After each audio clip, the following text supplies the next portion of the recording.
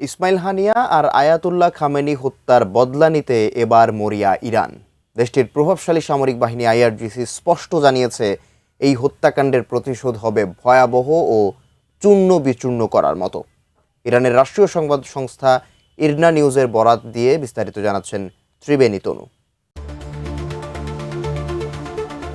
ইসমাইল হানিয়া হত্যার 2 বছর পূর্ণ হলো রোববার। এই বিশেষ দিনেই নতুন করে হুঁশিয়ারি বার্তা দিল ইসলামিক রেভলিউশনারি গার্ড কোর বা আইআরজিসি।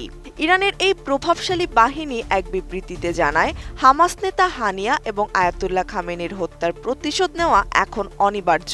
তারা এই বদলাকে বর্ণনা করেছে অত্যন্ত কঠোর এবং ধ্বংসাত্মক হিসেবে।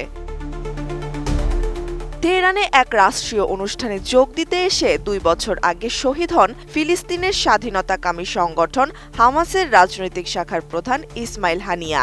আইআরজিসি এই ঘটনাকে আন্তর্জাতিক আইনের চরম লঙ্ঘন হিসেবে বর্ণনা করে আসছে তখন থেকেই। এটি ইরানের জাতীয় সার্বভৌমত্বের উপর বড় আঘাত ছিল বলে মনে করছে সংস্থাটি।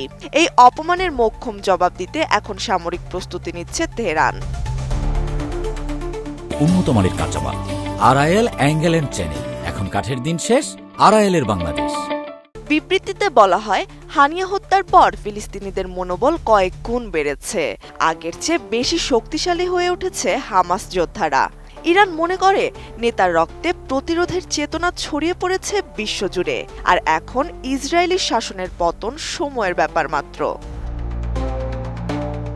ইরানের রাষ্ট্রীয় সংবাদ সংস্থা ইসলামিক রিপাবলিক নিউজ এজেন্সি ইরনা জানায়, গাজায় চলমান যুদ্ধ এবং লেবানন পরিস্থিতি নিয়েও কড়া হুঁশিয়ারি দিয়েছে তেহরান। তারা বলছে, মার্কিন যুক্তরাষ্ট্র এবং পশ্চিমা দেশগুলো ইসরায়েলকে সরাসরি সামরিক মদদ দিচ্ছে। এই সমর্থনের কারণে পশ্চিমা বিশ্ব এখন ফিলিস্তিনিদের ওপর চলা গণহত্যার সরাসরি অংশীদার। কেবল ইসরায়েল নয়, বরং তাদের দোসরদের বিরুদ্ধেও কঠোর হচ্ছে মধ্যপ্রাচ্যের দেশগুলো। আইআরজিসির দাবি অনুযায়ী কাশেম সোলাইমানি এবং হাসান নাসরুল্লাহর মতো নেতাদের ত্যাগ বৃথা যাবে না। এই শহীদদের রক্তই মুসলিম বিশ্বের মধ্যে সুদৃঢ় ঐক্য তৈরি করেছে। ওমান উপসাগর কিংবা কুয়েতে মার্কিন ঘাঁটিকে সাম্প্রতিক হামলার উদাহরণ দিয়ে নিজেদের শক্তির জানান দিচ্ছে তেহরান। এখন কেবল চূড়ান্ত আঘাতের অপেক্ষায় প্রহর গুনছে ইরান। ত্রিবেণী তনু, ATN নিউজ।